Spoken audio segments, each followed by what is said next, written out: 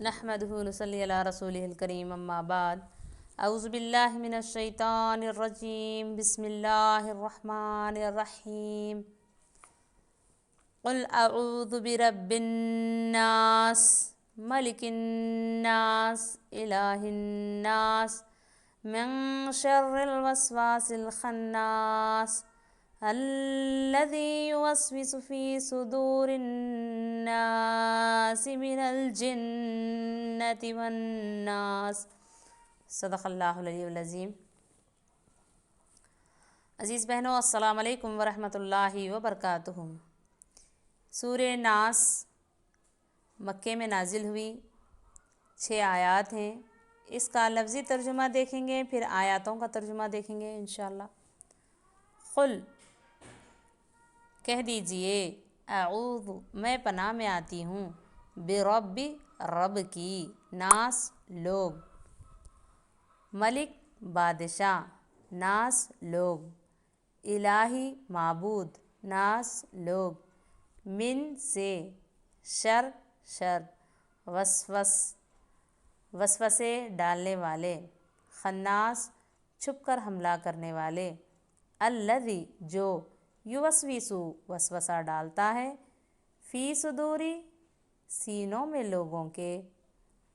الناس لوگ، فی میں، صدور سینے، ناس لوگ، من سے جنتی جن، والناس اور انسان۔ لفظی ترجمے کے بعد جملے کے ترجمہ، ایک آیات کا ترجمہ۔ قل اعوذ برب الناس کہہ دیجئے میں پناہ میں آتی ہوں لوگوں کے رب کی، ملک الناس لوگوں کے بادشاہ کی، الہ الناس لوگوں کے معبود کی، من شر الوسواس الخناس وسوسہ ڈالنے والے، چھپ چھپ کر حملہ کرنے والے کے، الذی یوسوس فی صدور الناس جو وسوسہ ڈالتا ہے لوگوں کے دلوں میں، من الجنۃ والناس جنوں میں سے اور انسانوں میں سے۔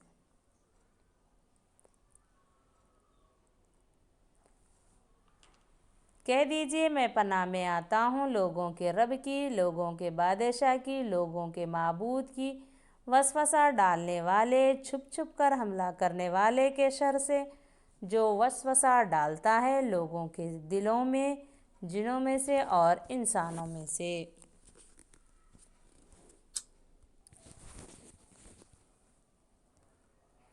قل اعوذ برب الناس مطلب یہ ہے کہ اللہ تعالیٰ کی پناہ مانگتا ہوں جو سب کا پروردگار بھی ہے، ملک الناس مانے سب کا بادشاہ بھی ہے، الہ الناس سب کا معبود حقیقی بھی۔ ایک مستند حدیث میں ہے، من شر الوسواس الخناس، ایک مستند حدیث میں ہے کہ نبی صلی اللہ علیہ وسلم کا یہ ارشاد منقول ہے کہ جو بچہ بھی پیدا ہوتا ہے اس کے دل پر وسوسہ ڈالنے والا شیطان مسلط ہو جاتا ہے۔ جب وہ ہوش میں آ کر اللہ تعالیٰ کا ذکر کرتا ہے تو یہ وسوسہ ڈالنے والا پیچھے کو دبک جاتا ہے، اور جب غافل ہوتا ہے تو دوبارہ آ کر وسوسے ڈالتا ہے۔ قرآن کریم کی سورہ انعام کی آیت 112 میں بتایا ہے کہ شیطان جنات میں سے بھی ہوتے ہیں اور انسانوں میں سے بھی، البتہ شیطان جو جنات میں سے ہے وہ نظر نہیں آتا اور دلوں میں وسوسہ ڈالتا ہے، لیکن انسانوں میں سے جو شیطان ہوتے ہیں وہ نظر آتے ہیں، اور ان کی باتیں ایسی ہوتی ہیں کہ انہیں سن کر انسان کے دل میں طرح طرح کے برے خیالات اور وسوسے آ جاتے ہیں۔ اس لیے اس آیت کریمہ میں دونوں قسم کے وسوسے ڈالنے والوں سے پناہ مانگی ہے، الذی یوسوس فی صدور الناس من الجنۃ والناس۔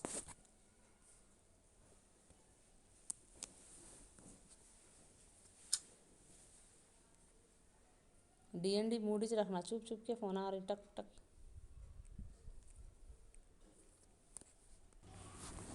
ان آیتوں میں اگر شیطان کے وسوسہ ڈالنے کے طاقت کا ذکر فرمایا گیا ہے، لیکن اللہ تعالیٰ کی پناہ مانگنے کی تلقین کر کے یہ بھی واضح فرما دیا گیا ہے کہ اللہ تعالیٰ کی پناہ مانگنے اور اس کا ذکر کرنے سے وہ پیچھے ہٹ جاتا ہے۔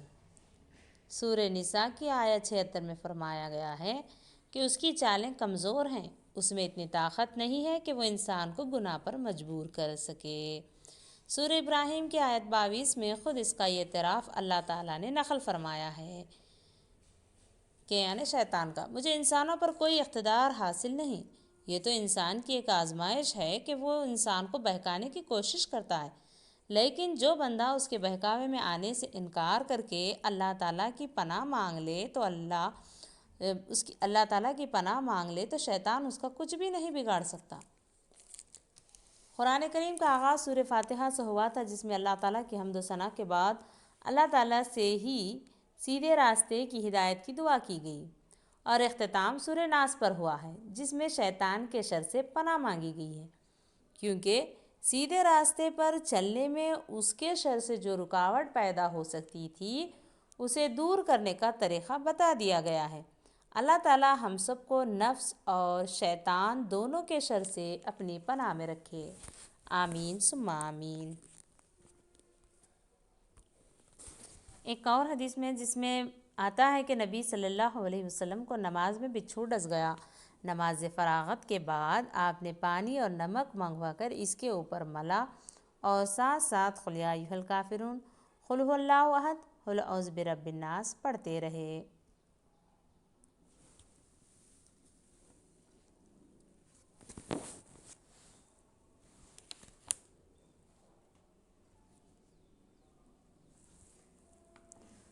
چنانچہ حدیث میں آتا ہے کہ جب نبی کریم صلی اللہ علیہ وسلم نے یہ بات فرمائی کہ ہر انسان کے ساتھ ایک شیطان اس کا ساتھی ہوتا ہے جو اس کو گمراہ کرتا رہتا ہے، تو صحابہ نے پوچھا یا رسول اللہ کیا وہ آپ کے ساتھ بھی ہے؟ آپ نے فرمایا ہاں میرے ساتھ بھی ہے، لیکن اللہ نے اس پر میری مدد فرمائی اور وہ میرا مطیع فرما بردار ہو گیا ہے، مجھے خیر کے علاوہ کسی بات کا حکم نہیں دیتا۔ اسی طرح حدیث میں آتا ہے کہ نبی کریم صلی اللہ علیہ وسلم اعتکاف فرما تھے کہ آپ کی زوجہ مطہرہ حضرت صفیہ آپ سے ملنے کے لیے آئی، رات کا وقت تھا، آپ انہیں چھوڑنے کے لیے ان کے ساتھ گئے، راستے میں 2 انصاری صحابی وہاں سے گزرے تو آپ نے انہیں بلا کر فرمایا کہ یہ میری بیوی اہلیہ صفیہ بنت حی ہیں۔ انہوں نے عرض کیا یا رسول اللہ آپ کے بارے میں ہمیں کوئی بدگمانی ہو سکتی تھی کیا؟ آپ نے فرمایا یہ تو ٹھیک ہے، لیکن شیطان انسان کے رگوں میں خون کی طرح دوڑتا ہے، مجھے خطرہ محسوس ہوا کہ کہیں وہ تمہارے دلوں میں کچھ شبہ نہ ڈال دے۔ دوسرے، شیطان انسانوں میں سے ہوتے ہیں جو نصیحت کرنے والے مشفق دوست کے روپ میں انسانوں کو بھٹکانے کی ترغیب دیتے ہیں۔ بعض کہتے ہیں کہ شیطان جن کو گمراہ کرتا ہے یہ ان کی 2 قسم ہیں، یعنی شیطان انسانوں کو بھی بھٹکاتا ہے اور جنات کو بھی، صرف انسان کا ذکر تغلیب کے طور پر ہے، ورنہ جنات بھی شیطان کے وسوسوں سے گمراہ ہونے والوں میں شامل ہیں۔ اللہ تعالیٰ ہمیں شیطان کے شر سے، برے جنات کے شر سے محفوظ رکھے، نفس کی سرکشیوں سے حفاظت میں رکھے، اپنی امان میں رکھے، اپنے حفظ امان میں رکھے۔ ہم سب اللہ کی پناہ میں آتے ہیں، اللہ تعالیٰ ہماری حفاظت فرمائے۔ وآخر الدعوانا الحمد للہ رب العالمین۔